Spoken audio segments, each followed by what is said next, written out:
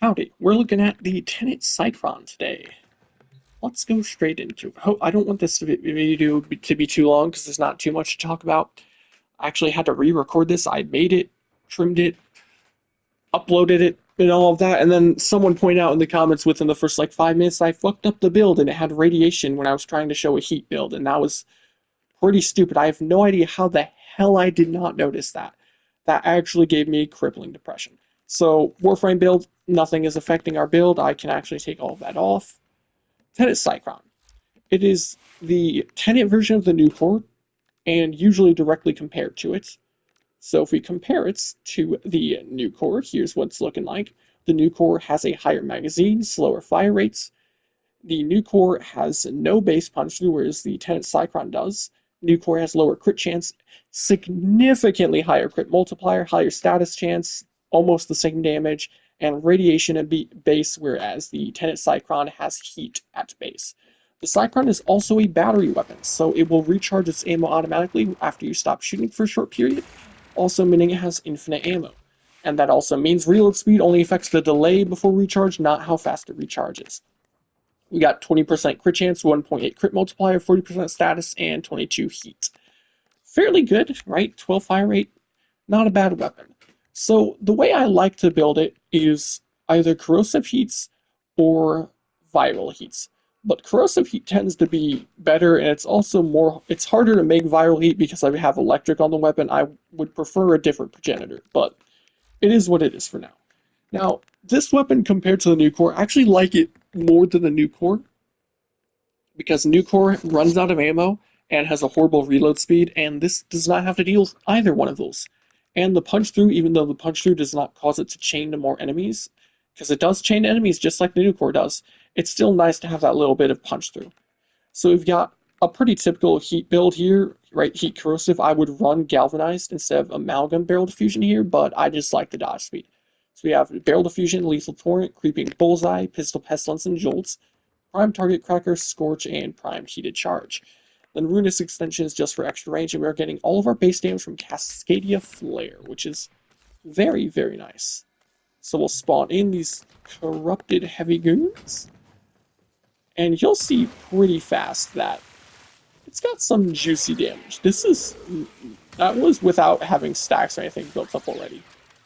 This is a very strong weapon. This is without viral. Viral is really good with heat on any flesh type enemies, as you would expect.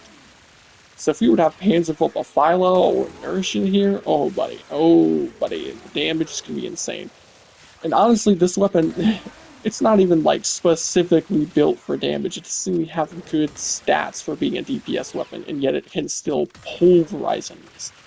Especially so after the Jade Shadows update. I keep mentioning that in every single video because it's very important to remember when that update comes out that a lot of these builds that I've been doing are going to be stronger.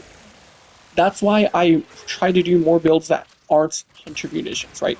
I don't care for slash viral. It's gotten pretty boring, and it's also not going to be nearly as strong. It's gonna get passively nerfed because of how the health and armor changes are going to happen.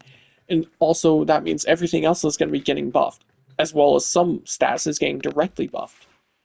So that's what it does as far as damage goes. And then if you wanted to apply viral, let's see, Panzervolp of Phyla, fuck, that's Death Cube, fuck, that's Smita. There we go. See, I know how to play this game. I will take Reinforced Bond, and I'll leave it on. So we get extra crit multiplier, fire rate, and most importantly, viral application. This is going to make it just decimate these enemies. They do not stand a snowball's chance in hell. Let our Panzer apply his viral. There it goes. And now, look at that. Like butter. Like 1,000-degree knife through butter. They are just free kills. Look at that. And the chaining getting kills too. The extra punch through is nice, for even more damage on groups that are lined up. Destroyed them all. Now, if you were to go for a primer build, that is completely viable as well. You would build it pretty much the same way you would go for a primer build on Kuva Nukor, right? You're not really going to do anything different. It just goes for as many stats effects as you could, and if you have its encumber, secondary encumber is always nice. If you're going for a primer build on a secondary weapon that can shoot fast and apply statuses consistently. Stunning speed here, we got radiation from accelerated isotope, corrosive heat radiation on the weapon. I would actually change out electric progenitor for magnetic progenitor. Then we would have 4 damage types going on here. And we can also, because we have heat and radiation, we're armor strip, or sorry, heat and corrosive, we can armor strip with the weapon too. So if you have 2 green shards, you can full armor strip and then switch to whatever weapon you want to be able to pulverize them, right? So very good. Our stats is sitting at 100%. You can go for something that increases it. I'm going to put on this for extra status duration. And then galvanized shot, or where is it? Where is it? The normal equivalent, sure shot, for extra status chance. And I have dexterity here because I don't have encumber, just for the combo duration.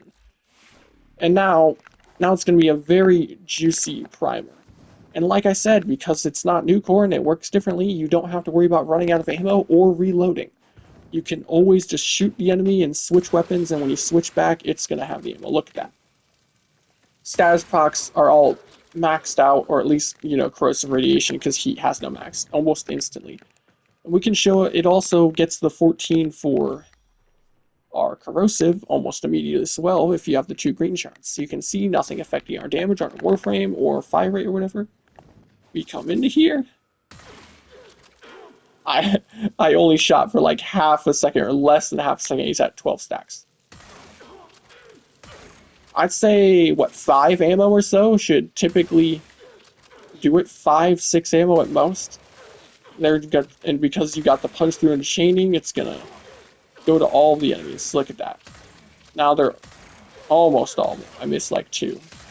There we go. Now they're all like armor stripped and stuff, and then you can just kill them with your Warframe's abilities or whatever the hell you decide to do. Quite a good weapon, quite an underrated weapon. I also think it looks cooler and it sounds cooler. And look at the flames around your hand when you shoot it.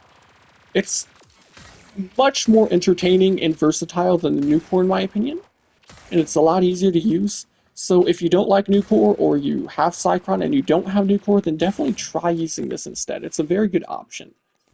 That's going to be it for the Cycron video, though. So if you liked the video, then leave a like and subscribe, and adios.